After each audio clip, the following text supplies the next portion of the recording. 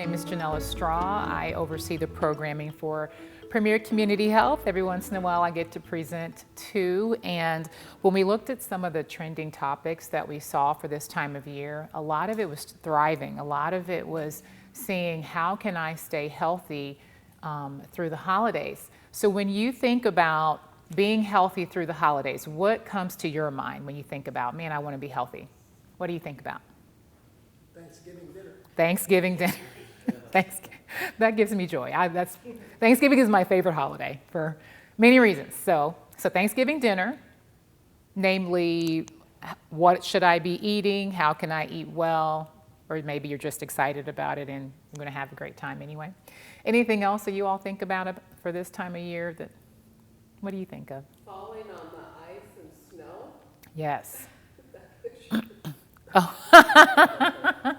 Yes, that can evoke some concerns of falling and safety. I was joking earlier, if I trip over the rug, no one's allowed to laugh at me, by the way, if I start walking and I trip over it.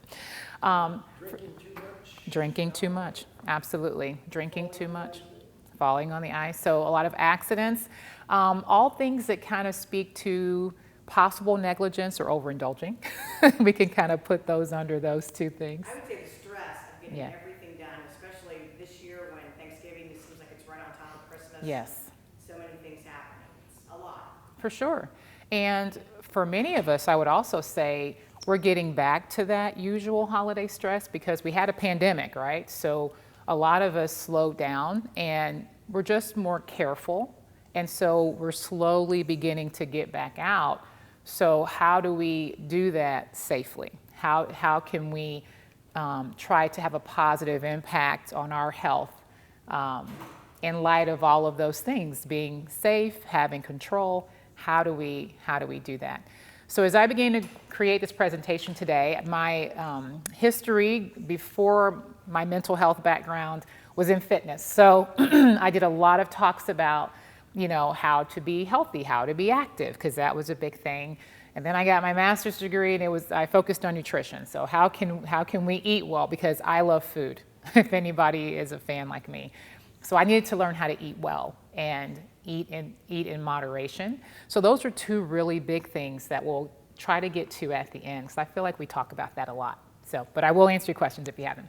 But I really also today wanted to focus on the mental side of health, because a lot of times it's not always considered, and trying to think about how can we thrive by managing stress, as Maureen said. We're going to talk about that, but we're also going to talk about loneliness. We're going to talk about isolation and just how we can best thrive through the holiday season.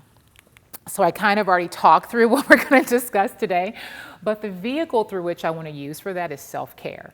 And we're going to talk about what self-care is and how that's important to us, and maybe have some myths that you may think about self-care. Sometimes we have different views about that. We're going to start with one of the most important things that we as people need is to have a sense of purpose and meaning. Health is holistic. I talked a lot about physical health and your nutrition and being physically active, but we have to think about all of those components of health. So we're going to start to talk about what they call existential well-being or spiritual health, and we'll talk about that. We'll also talk about mental well-being through mind regulation. How do we appraise things well? How do we deal with stress? And then we'll talk about one of the biggest things is social connection. It's really exciting. We can socially connect through the holidays, but sometimes we just get overload. How do we balance that? And then finally, we'll get to those physical considerations. I'll ask you guys some questions throughout. I don't like to lecture, even though my children would disagree with that statement. I don't lecture. So please talk to me. I would much rather you interrupt and ask a question than to not have any questions. So with that, we'll move on ahead. So we'll start with self-care. So I know it's been around for a while. So when you all think of self-care, what comes to your mind? Watching what you eat. Watching what you eat. Very good. Excellent. Doing your hobbies. Doing your hobbies. Doing fun things, right? Getting enough sleep. Getting enough sleep. You guys are a sharp group, because normally when I ask that question about self-care, I hear about going to the beach, going to the spa, pampering yourself, all of those things you hear about with self-care. But you guys are some self-care experts. You understand what self-care really does look like. So we're going to talk about some of the myths that many people, obviously not you guys in this room, have when it comes to self-care. So self-care, one myth is that it's a reaction to a crisis response. You may have spoken with someone who, if you've seen someone kind of going through something, it's like, you need to invest in self-care. You need to start a self-care regimen now. And what they're finding is that when you're in crisis mode, of course, it's never too late to start a self-care routine, but you really should start a self-care routine in general. We all need to have a self-care routine. Those things that we're doing to invest in our wellness is really important. So also, self-care involves resources I don't have. Going back to if I have to have self-care, I need to get a massage on a regular basis. I'm going to have to get a facial. I need to be able to go on vacation. I need to be able to buy all these gadgets and apps and things I need for my well-being. Now, don't get me wrong. Those aren't bad. They're not terrible things, but they're not necessary for self-care. Like you all said, there's very simple and free things that y'all can do to invest in your health, okay? Also, another myth is self-care is optional. A lot of times people say, oh, I don't have time to focus on myself. I'm taking care of my kids. I'm taking care of my husband. I'm taking care of my loved one. I have to work all these hours. It's not optional. It's something that we need to be intentional about. And again, it doesn't look the same way as it started. And also, there's a myth that self-care is selfish. Have y'all ever heard that before, that I'm only thinking about myself? And I've heard people say, well, this is not good for me. I have to do what works best for me. This isn't good for my health. And that is something to consider. There are some things that are not healthy for us. But actually, when we invest in ourselves, as you guys just said, if I'm getting the proper sleep I need, if I'm eating well, if I'm connecting with others, that's going to feed me so that I can reach out to other people. So investing in myself helps me to be able to reach out to others.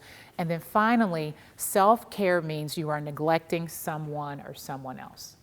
Again, that's not necessarily the case. Anytime we indulge in anything, it can become a negative thing. If I'm only focusing on myself and I'm not focusing on you, then I've gone too far. But self-care is also about balance. We want to make sure that we are balancing ourselves, that we are investing in ourselves, but also reaching out to other people. So I put this self-care definition down from the World Health Organization because I wanted to move us out of the first world view of self-care and kind of give you all something else to think about, which is in line with what you all just said. Self-care is the ability of individuals, families, and communities to promote their own health, prevent disease, maintain their health, and to cope with illness with or without the support of a healthcare system or worker. So it's that self-empowerment that I have the tools that I need to take care of myself. Of course, there are parts of the world, when you think about the World Health Organization, that they can't do that. They don't have the systems that they need. Even within the states, that's a problem. But within my control, I want to be able to take care of myself. But it also recognizes that individuals are active agents in managing their own health care in areas including health promotion, disease prevention, and control, self-management, providing care to dependent persons, and rehabilitation, including palliative care. It does not replace the healthcare system, but instead provides additional choices and options for healthcare. So what they're finding in the healthcare system, what we love is when we have patients, I'm sounding like a doctor, but when a doctor has a patient who also actively takes part in their healthcare, that is self-care. And that's the type of self-care that we want to think about today.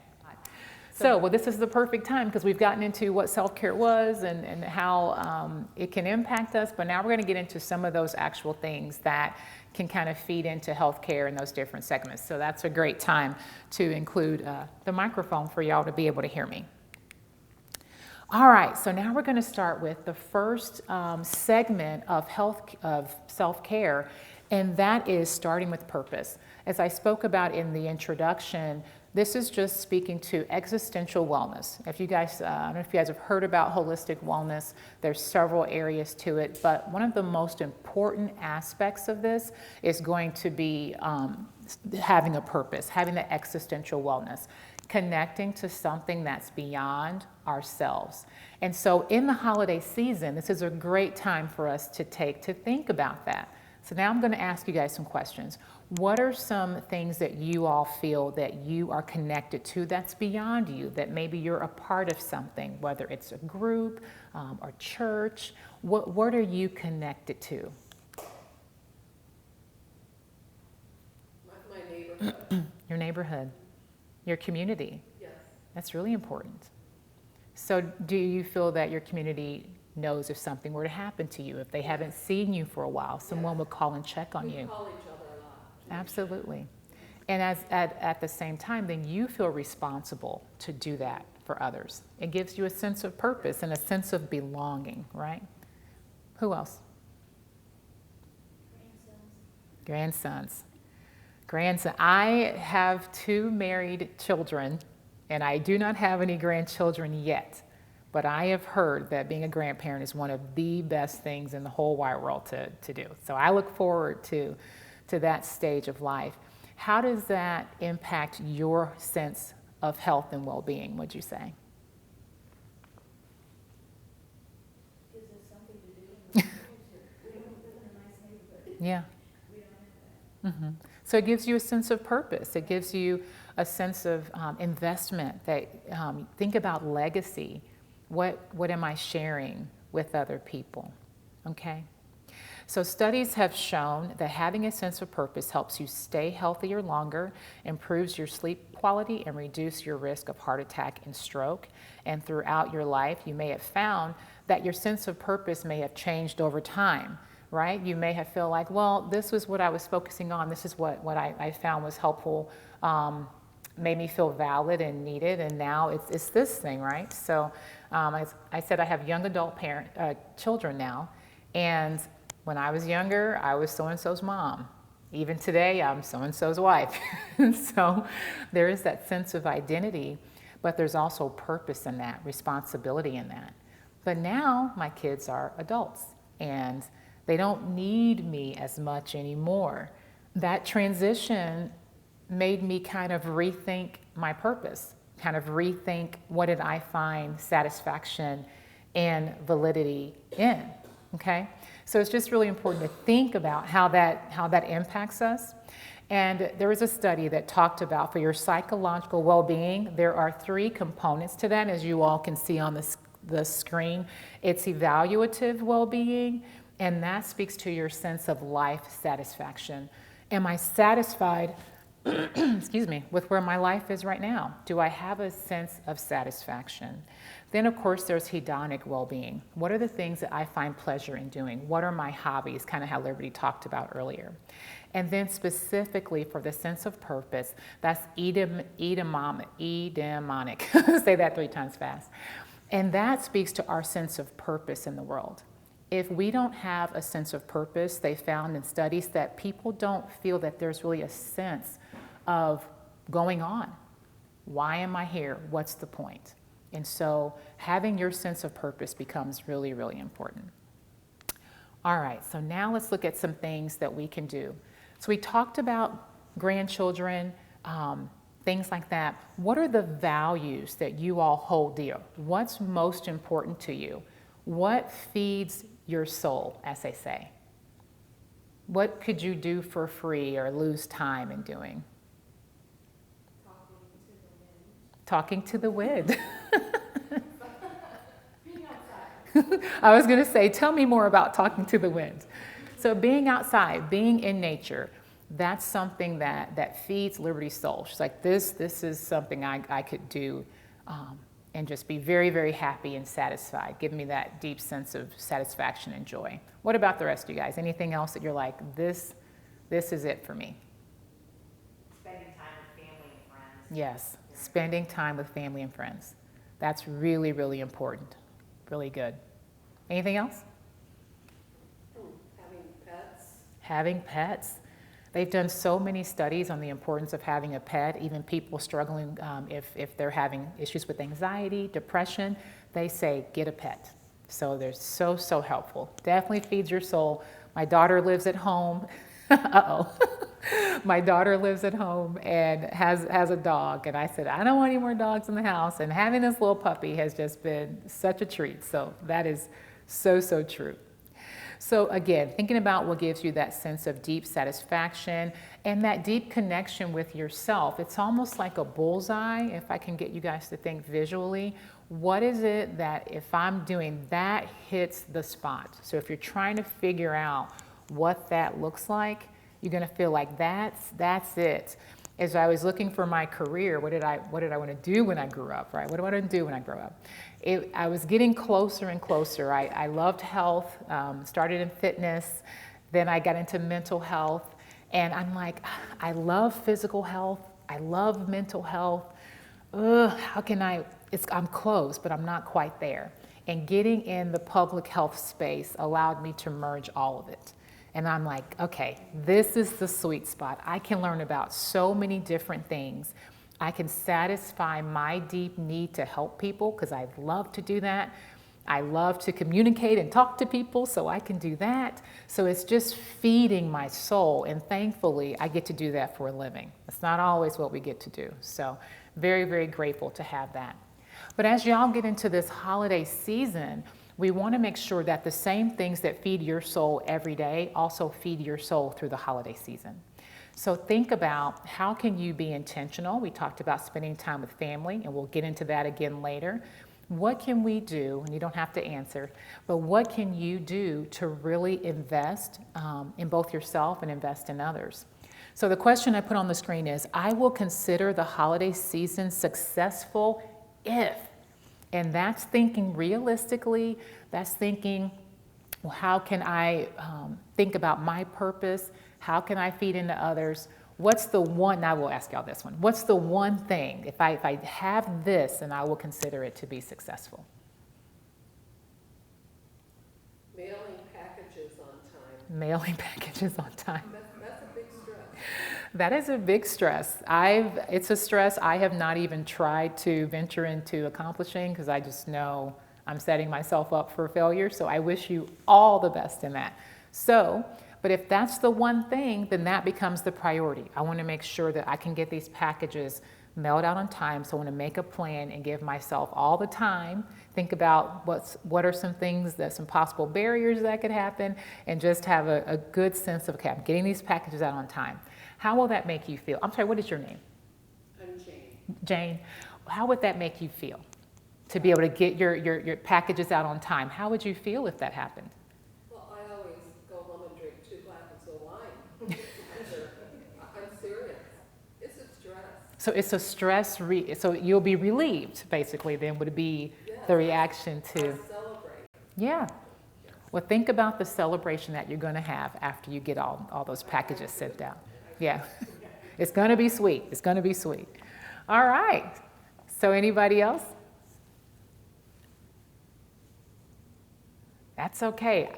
I know for me, this is so silly. If I can just not overindulge in my favorite foods, because I love those. So if I can just show self-control and not eat like all the sweets, then I'm very easy peasy. I can push away. So, all right. So let's look at regulating the mind. So we talked about having a purpose, and now let's move into the mental health space. And now we're going to get into stress management. We already heard from Jane that one of her stressors is that, man, you know what? I got to get these packages out. This is a stressor for me. Does anybody else have any stress during the holiday season?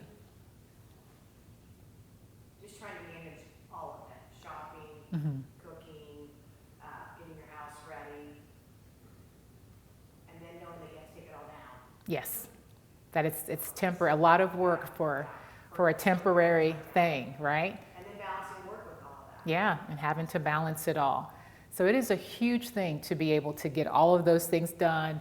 The stress of it all can be a big deal. Actually, I saw a statistic from NAMI, the mental health agency, that said 3 in 5 people experience negative mental health impacts during the holidays. So while the holidays are meant to be this exciting time and joy for us, we're actually finding that the opposite sometimes happens for us instead. So sometimes that is because of stressful things. It's like, it'll be okay in the end, but I have to deal with all these stresses. But sometimes it's also dealing with a sense of loss. So we're going to kind of talk about that here in a little bit as well. So it can be a mentally taxing thing for us during the holiday season, whether we have all the responsibility in the world or maybe we have no responsibility and we don't have anybody there that's focusing on us. So when you guys are stressed, how do y'all deal with it? How do you deal with your stress?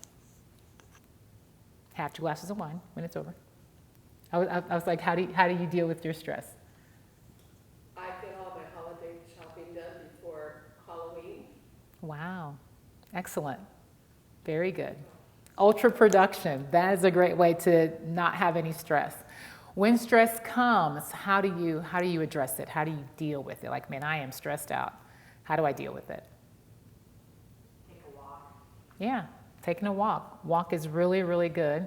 Physical activity actually lowers our stress levels. It releases those positive endorphins. So that's a great, great stress reliever as well. Do you all recognize when you're stressed during the holidays, or you just know it's coming? Okay. So some other things you can think about, of course, is accepting imperfection. Things are not going to go well. Resetting our expectations, okay? Take care of your body. So physically, make sure you are investing in yourself, and we'll talk about that at the end. And then balance your energy expenditure. Think about your calendar. We'll talk about that on the next slides here coming up as well. What do I need to be doing that's going to give me the feeding of my soul and spending time with others, and then at the same time, I'm giving myself time to rest, okay? And then doing something for someone else. Again, sometimes self-care seems like it's selfish, but it's actually not. A huge part of self-care is making sure I have the energy so that I can take care of other people, because they found that a big stress reliever is when you do something for someone else. Maybe you do a charitable thing for somebody. Maybe you give to a lot of the nonprofits around, and you find a way to help people that way. And then finally, a big thing is journaling your thoughts and emotions. Again, I talked about sometimes stress during the holidays comes because of loss, because we're missing somebody. So maybe it's not a bad idea to take some time and write about that. Celebrate the positive memories that you had with that person. Write about the stresses that you're having. So those are some things that you can try to help manage your stress. Now, I have a de-stressing video activity. I'm curious if y'all are going to do it. It's kind of a funny one, but it's a great thing to try.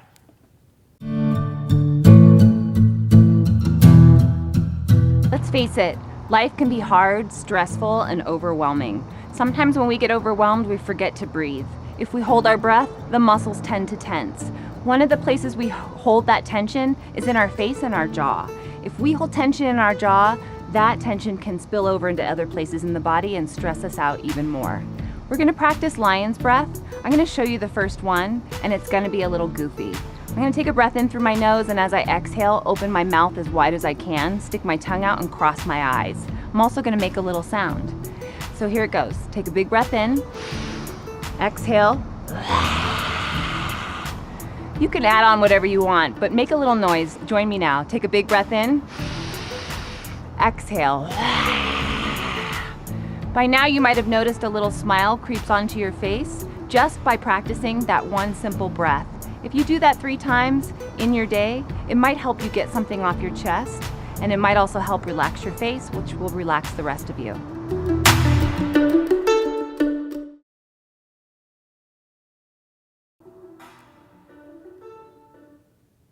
How did y'all like that? Oh, how did y'all like that?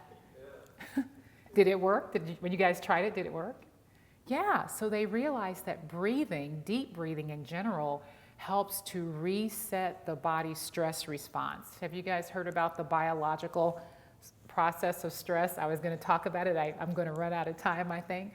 But basically, when we appraise and we view something as being stressful, like I have to get everything together for the holidays, I have to set up the tree, I got to get all the presents out, we appraise that as a stress. Oh, this is coming, I'm dreading it. Oh man, I'm not going to make it.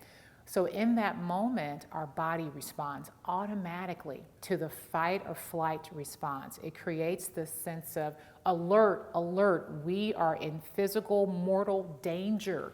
That's how your body responds when you're stressed out. And when we do breathing exercises like the one we just saw, and we breathe deeply in our belly, we actually reset our bodies back to that rest and digest response that takes us out of that stressful state. We know a lot of the symptoms of long-term stress and what that can have on our bodies, on our minds.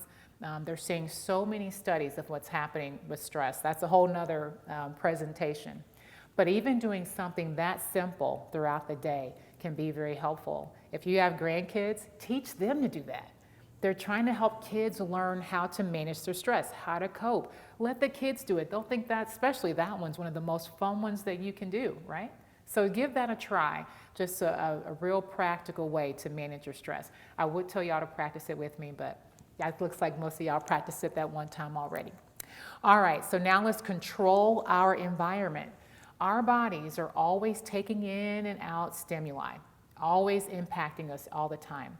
So if we're not intentional to make sure that we have a quiet, controlled environment, that's going to be a serious source of stress for us. Does anybody go to large family events around the holidays?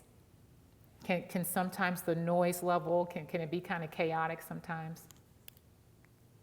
Or what about the silence? Sometimes the silence can be a little bit tough too.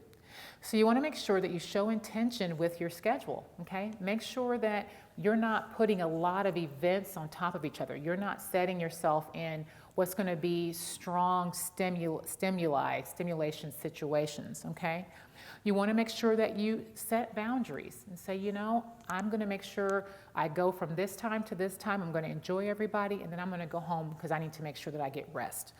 And I'm also going to respect the boundaries for others. What about for grandkids? If your kids say, you know, hey, this year we're just going to have you over for this time and not this time. Have there been any changes to how you guys have celebrated the holidays because your children have made changes and you've had to respect what they have said? That's also another issue. And also make sure you're connecting to your senses. As we said earlier, sometimes, go ahead. I just have a question. I'll throw it out to the group because I had an interesting conversation a couple days ago with some friends. And that's with having Thanksgiving or Christmas and having your family and friends over and people having very strong political views on both sides and how you manage that. And we were throwing out ideas. What do you say? No political talk, or, I mean, people always say, no religion, no, but it's a real thing, and that in this group of 5 of us, we were all saying, yeah, we've got the spectrum coming to our homes, and how do you handle that? So I'll throw that out to anybody who's had to deal with that, and any good tips, survival tips. That's a great question, Maureen. I want to hear some thoughts. What do y'all think about that? Speaking of stress, that is a new, I don't know if it's new, but I think politics has always been a stressor, but it's especially sensitive right now. So what do y'all think about that? You just tell people that that it's okay to disagree, but that you have to agree that you disagree. Yeah. So, and also no cell phones. Very good. Very good. I love that. I love that one actually a lot. Yeah. Just listen. Sometimes just listening is a really great strategy as well. The thing about politics, though, going back to that existential wellness, that sense of purpose, those deep-seated beliefs, sometimes the struggle with politics is that it kind of lines up in that space sometimes for a lot of us. Politics are very deep and personal, so if someone doesn't agree with me, Some people view it as a source of rejection. If you don't agree with my political view, then you're not accepting me. If, I don't agree with you, then that says a lot about you as a person, so I can't be your friend anymore.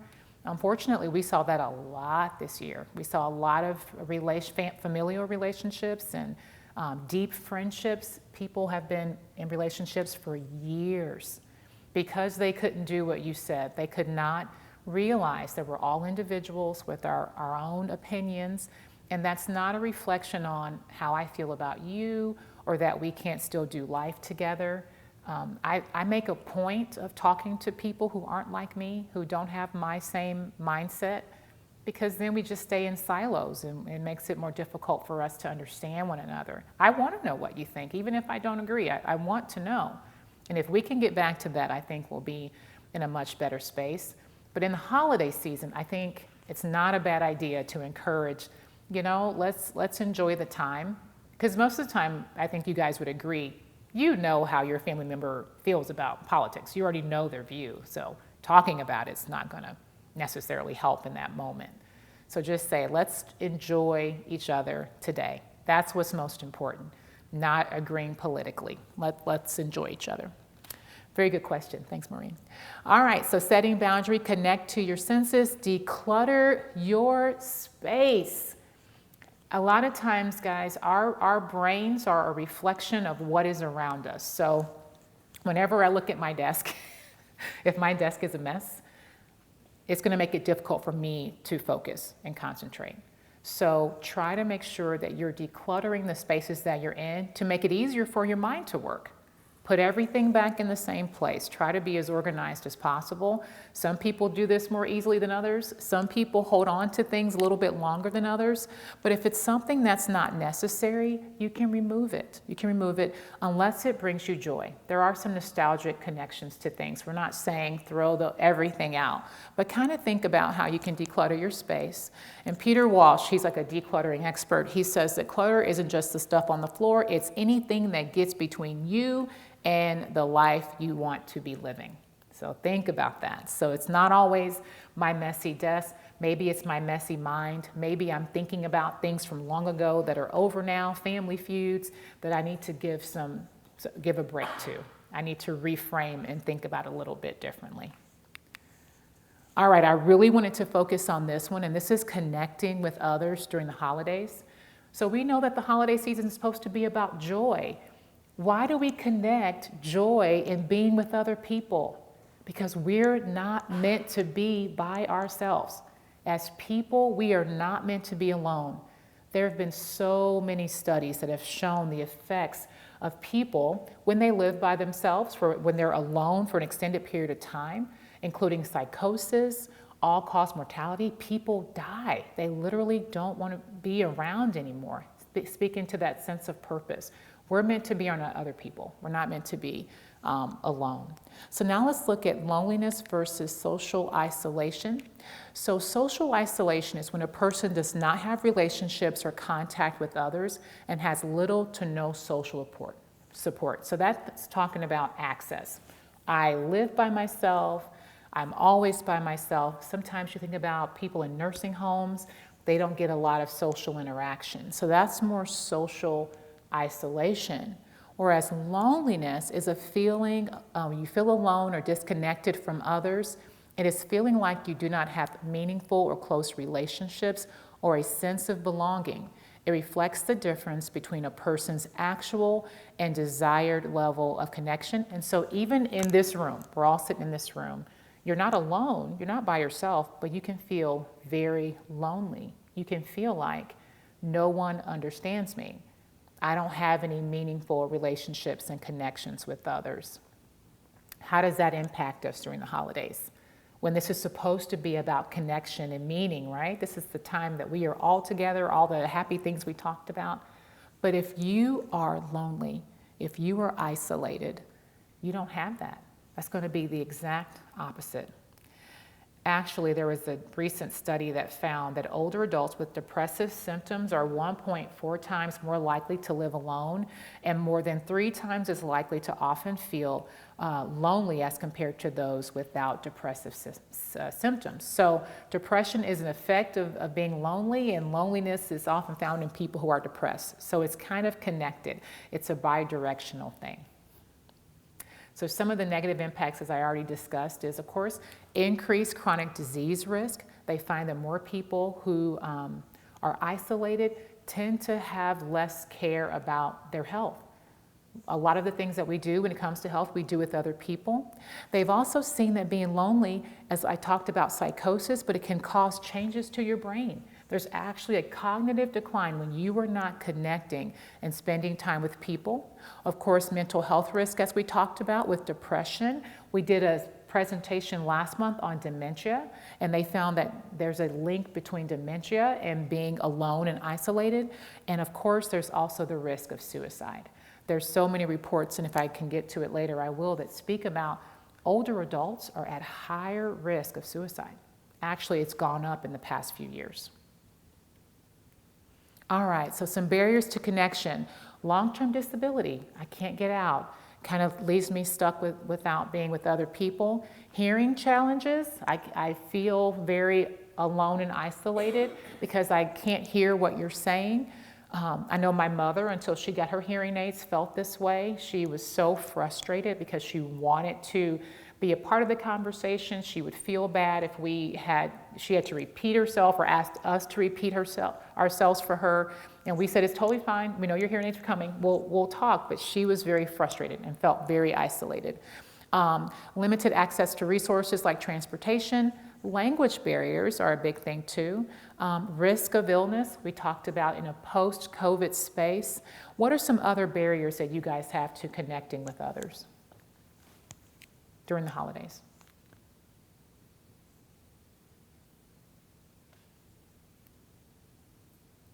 So did I get them all? Maybe I did. Maybe I did.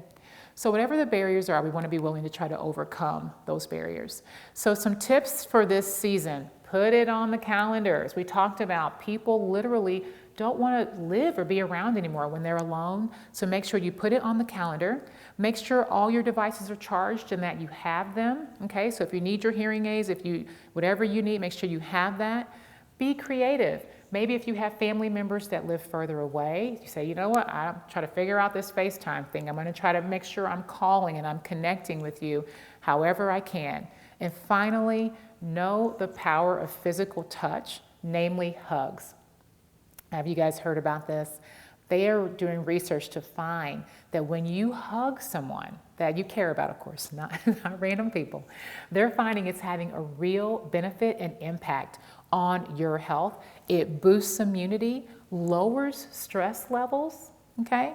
It helps to promote trust, and you need to do that for at least 20 seconds.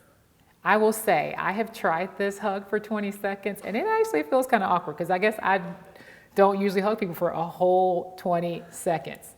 So what I want to have y'all do, I said this was an interactive workshop. I'm not going to have you hug each other. Don't stress. I saw some faces like, whoa. Don't worry, you'll never come back if I make you do that. I want you to hug yourself. We love ourselves, right? We all love ourselves. Let's give yourself a self-hug for 20 seconds because I want y'all to know what it feels like to hug someone for 20 seconds, and your homework is to try it at your respective gatherings. Okay, y'all ready? I'm gonna mess up my microphone. I'm gonna count to 20. Here we go. You guys are barely squeezing. Y'all don't love yourselves. I want a real hug. 1 and 2, 3, 4, 5. Keep hugging. 6, long. 7, 8, 9, 10. I saw you, Liberty. 12, 13, 14, 15, 16, 17, 18, 19, 20. Now let go. Now. So does it work to hug yourself, or does it have to be another person? They find that it's better if you're hugging someone else, but it can help to hug yourself too. It does have some benefit, but hugging others is ideal. But I didn't want to make y'all do that today. Might send the wrong message. But let me ask you guys this. Have you ever hugged someone for 20 seconds before? You have? My grandson, Yeah. And then they turn 19, so that's over. I know. Then they don't want those kind of hugs anymore. I found that even like really close connections, I wasn't hugging long enough. But it really does lower those stress levels. So make that a point of connection to do with someone that you care about this holiday season. Okay, guys, I made it to the physical considerations. I was trying to rush to get there. So the main three things that I want to focus on for you all is nutrition, activity, and sleep. And I think when we think about self-care for the holidays, and most of the presentations I've had to do throughout the holidays have been focused on these particular items. So, make sure I didn't miss anything I wanted to say on that one. Okay. All right. So we think about nutrition, especially during the holidays. You guys are seeing a common theme, right? Plan ahead, have a plan. Homework for you all will be to construct a holiday wellness plan, holiday health plan. That's going to be what you're going to create to make sure you are surviving, and not just surviving, but thriving through the holiday season. You want to focus on eating mindfully. Mindful eating. Has anyone tried that before? Does anyone know what that is? Eating mindfully is eating with intention to fully enjoy the experience of eating food. There's been several studies that they have found that mindful eating is connected to better health. It's connected to portion control. They've even done a study for mindful eating over in Africa. Of course, there's not a lot of resources over there. You know, they can't get their Fitbits, they can't track all their stuff. But they had them practice mindful eating and found that they ate more nutrient-dense foods with better portion sizes. And so it was a weight loss vehicle. During the holiday seasons, I would say mindful eating is one of the best things that you can do to thoroughly enjoy the foods that we love. So we're not getting rid of all the foods that we love, okay, while not overindulging in the foods that we love. So there is an element of eating slowly to mindful eating. So I almost brought chocolates today, but I wasn't sure if everybody liked chocolate. I know, how dare I not bring chocolate? I'm so sorry. But when you consume a bite of food, of course, it wants to be the appropriate size. You want to make sure that you are tasting the food, you're thinking about what are all the things that I can taste in this food, really enjoying the experience, taking several bites, several chews of that, chewing several times, because we know that digestion starts in our mouth. So we have to make sure that we're not only chewing our food appropriately, but we're also mixing it, of course, with our saliva, because that breaks down the food and prepares it for our stomachs, okay? So just have a really intentional food experience. And doing that process, we eat more slowly. And that gives our brains time, our guts time, to tell our brains that we're full. There's a big nerve, the vagus nerve goes from your brain to your stomach, okay? And what happens is there's hormones that are released as we eat. And when you're eating, the hormones are released to say, firstly, hey, I'm hungry. There's one hormone that says I'm hungry. There's another hormone that says stop eating. So when we're eating in the holidays and we're eating quickly, we don't give our brains time to know we're full until we're stuffed. We don't give our brains time to taste and enjoy the food because we have taste buds. Food was meant to be enjoyed. That's what it's for. But when we're eating too quickly, when we're eating too much, then we're just overwhelmed. And then it's not fun anymore when we're stuffed. That's one of the main things that we see, especially in Thanksgiving, because there aren't really presents. It's just food, family, and fun, which is exactly why Thanksgiving is my favorite holiday, for those three reasons alone. You also want to remember your macros. So macronutrients are just a word that means foods that I need in large quantities. Your macronutrients are your proteins, they are your carbohydrates, and they're your fats. So we all need certain amounts of those. When you're thinking about how you want to eat during the holiday season, make sure that you're focusing on protein. As we become less young, protein becomes a really important thing for us to consume because we naturally lose more and more muscle as we get older. So you want to make sure that you're consuming protein for your overall well-being, for your health, to maintain muscle. But also when it comes to eating, you want to consume protein because it keeps us full, keeps us fuller longer. And it doesn't spike our blood sugar levels as well. So proteins become really, really important. There's also different nutrients that as we age are really good to have. I'm not your nutritionist. I don't know your health history, so I won't give you exactly every little thing that you need. You want to talk to your doctor to see if you have some nutrient deficiencies. But I will give you some examples of some things that as we become less young, as my mom's doctor says, which I love. He says that it's as we get a little bit older, we just have to make a little bit of changes. And so some other things that you can think about having is vitamin D is a really important nutrient supplement that we need to have.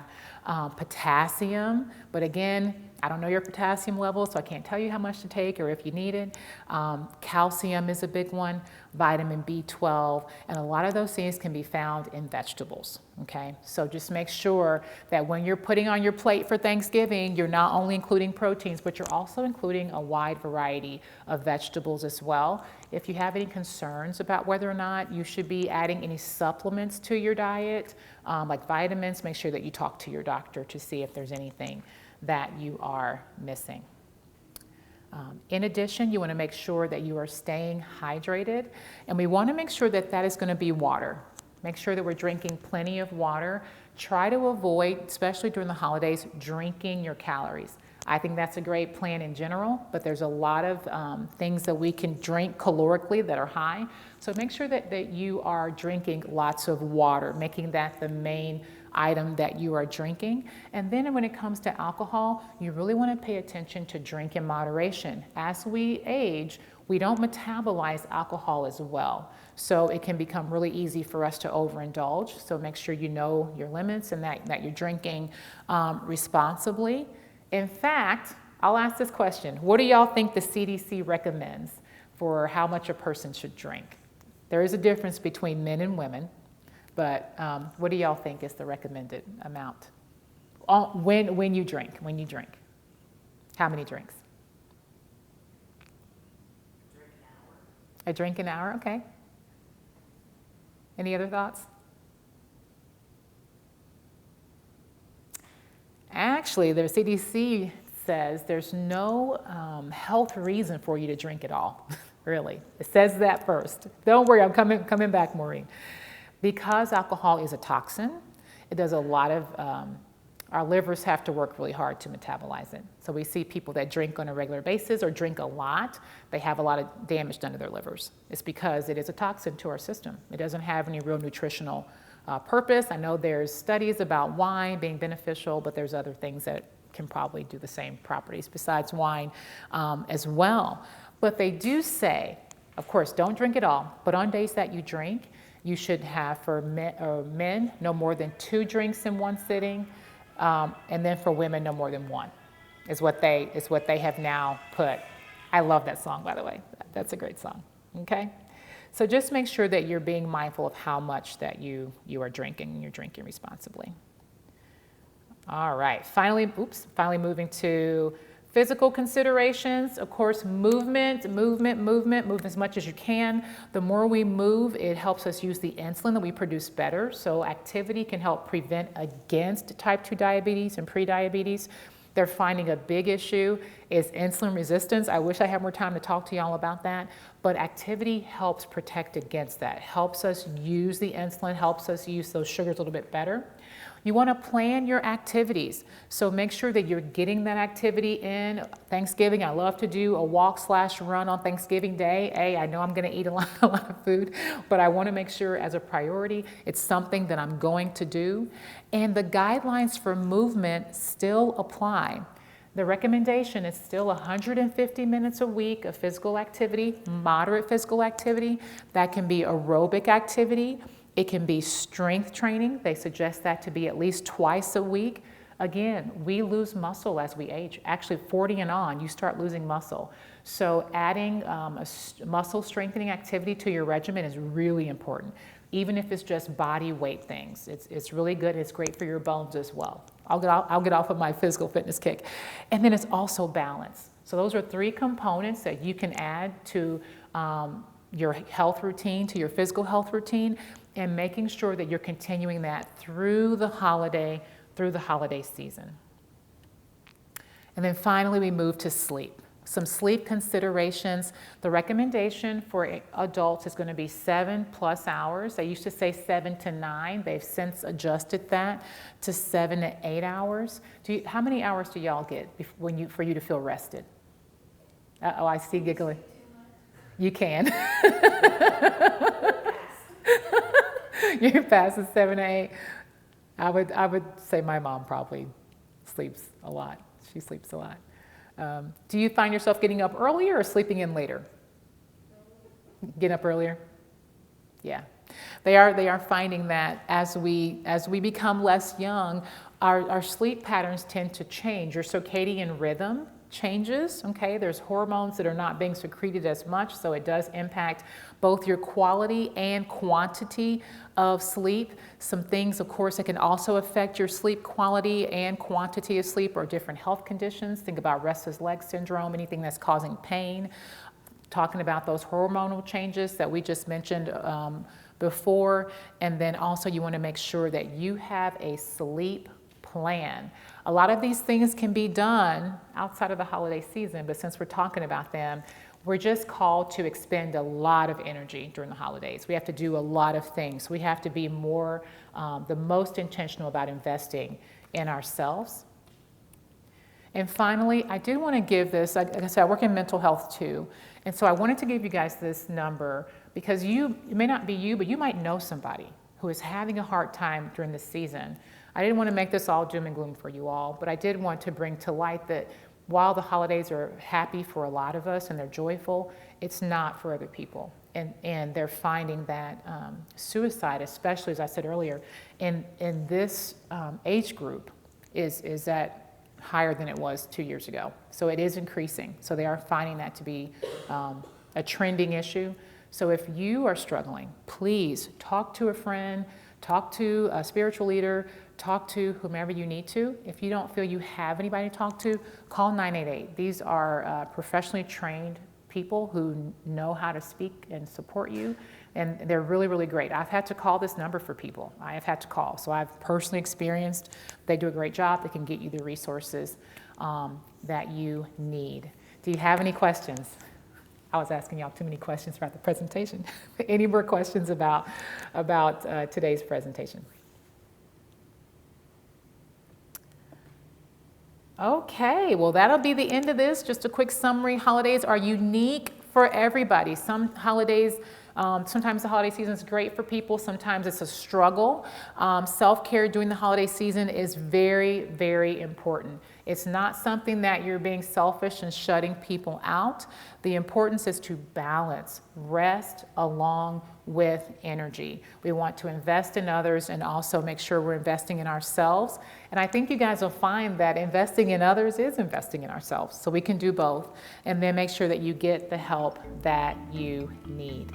And that's the end of that. Thank y'all so much.